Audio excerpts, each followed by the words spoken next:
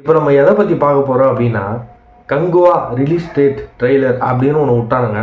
அதை பற்றி தான் இந்த வீடியோவில் மோஸ்ட்டாக பார்க்க போகிறோம். ஓப்பனிங்லேயே ஒரு நாளைக்கு சாவ போகிற கேள்வி ஒன்று கத்தின்னு இருக்குது. அதுவும் என்னான்னு கத்துது அப்படின்னா, கங்கான்னு ஏதோ ஒரு பொண்ணை கூப்பிடுது. சரி, அந்த பொண்ணு தான் வந்து நிற்கும் அப்படின்னு பார்த்தா சூர்யா வந்து நிற்கிறாரு. ஒருவேளை சூர்யாவோட பேர் கங்கா நினைக்கிற இந்த படத்தில். அதை வந்து படம் பார்க்கும்போது நம்ம தெரிஞ்சுக்கலாம். அதுக்கடுத்தது காட்டுவாசியான ஒரு சூர்யாவை காட்டுறாங்க. ஒரு மாதிரி சிட்டி சைடில் இருக்கிற மாதிரி ஒரு சூர்யாவை காட்டுறாங்க. சரி, ஒரு டபுள் ஆக்ஷனாக இருக்கும் போல இருக்குது அப்படின்னு நம்ம மனசுக்குள்ளே ஒரு ஆர்வத்தை தூண்டுது. அதை எந்த அளவுக்கு வந்து சதிக்க போகிறாங்க அப்படின்றது படம் பார்க்கும்போது தான் நம்மளுக்கே தெரியும். அங்கங்கே வந்து சூர்யா கத்தினே இருக்கிறாரு. அது வந்து நம்மளுக்கு வந்து ஒரு மாதிரி தலைவலி ஏதாவது உண்டு பண்ணுது. நம்மளுக்கு வந்து பழைய நினைவுகள், அதாவது சூர்யாவோட மலரும் நினைவுகளான இந்த சிங்கம் படம் தான் ஞாபகத்துக்கு வருது. அடுத்து வில்லனை காட்டுறாங்க. வில்லன் வந்து ரொம்ப மாசாக கெத்தாக இருப்பார் அப்படின்னு நினச்சி தான் நம்ம வந்து எதிர்பார்த்து உட்காந்துட்டு இருக்கோம். பட் அவர் வந்து ஏதோ பக்கத்து வீட்டு தாத்தா மாதிரி லுங்கி கட்டிக்கின்னு ஒரு மாதிரி வந்து அங்கங்கே வந்து சண்டை போடுற மாதிரி அவரும் ஒரே சவுண்டு பார்ட்டியாக இருக்கிறாரு. சவுண்டு விட்டுன்னு தான் டீசரில் இருக்கிறாரு. அதுவும் வந்து நம்மளுக்கு வந்து ஒரு மன திருப்தியை கொடுக்கல. டைலாக் ஒன்று வருது. அதாவது என்ன வருது அப்படின்னா, சூர்யா வந்து சொல்கிறாரு, எதிர்கொள்வோம் எதிரி கொள்வோம் அப்படின்றாரு. ஆனால் அவங்க வந்து ஆக்சுவலாக ஆடியன்ஸ் பார்க்குற, இந்த டீச்சரை பார்க்குற ஆடியன்ஸை தான் கொண்டுன்னு இருக்காங்க. ஸோ வந்து நம்மளுக்கு ரொம்ப கஷ்டமாக போயிடுது இந்த டீச்சரை பார்க்கும்போது. சூர்யா வந்து ஒரு மாதிரி சிட்டி ஸ்டைலில் காட்டுறாங்க. அப்போது என்னாச்சுன்னு தெரில. ஆனால் சூர்யா மண்டையில் வந்து அங்கங்கே வெள்ளை வெளியாகுது. எதனா பறவை வந்து இது பண்ணிடுச்சா, அப்படி இல்லைன்னா இவர் வந்து வெள்ளை பெயிண்ட் அடித்து அவர் மண்டையை வந்து மாற்றிட்டாருன்னு தெரில. அது பார்க்கறதுக்கு வந்து ரசிக்கும்படியும் இல்லை, கன்றாவியாக இருக்குது அப்படின்னு தான் சொல்லி ஆகணும். எனக்கு என்னவோ இந்த படத்தோட டீசர் நம்ம பார்க்கும்போது புலி, அதாவது தளபதி விஜய் நடித்த புலி படம் தான் எனக்கு ஞாபகத்துக்கு வருது. ஏன்னா அந்த விஷுவல்ஸு அதே மாதிரி தான் சீனுங்களையும் பார்க்குற மாதிரி இருக்குது, அதே மாதிரி பில்டப்பையும் பார்க்குற மாதிரி இருக்குது.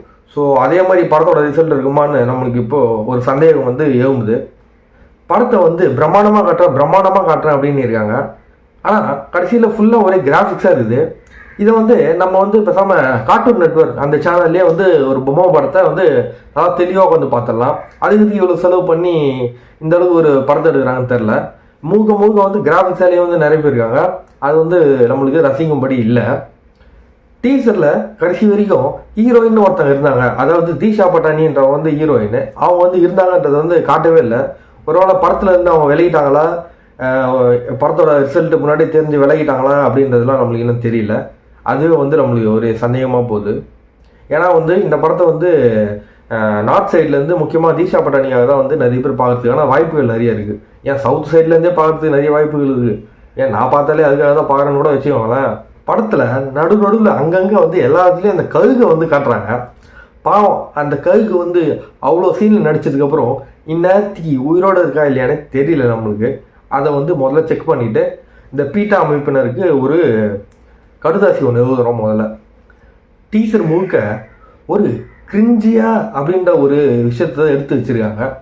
இது வந்து பார்த்திங்கன்னா டீசரே இந்த லட்சணத்தில் இருக்குது. அப்போ படம் எந்த லட்சணத்தில் இருக்குன்றதை வந்து நம்மளால் வந்து யூகிக்க முடியுது. இந்த படத்தை ஏன் வேட்டையன் கூட வந்து ஒன்றா ரிலீஸ் பண்ணலன்றது, அதுக்கான உள்நோக்கமும் உள்காரணமும் நம்மளுக்கு இப்போ தான் வந்து தெளிவாக நம்ம மண்டைக்கு எட்டுது.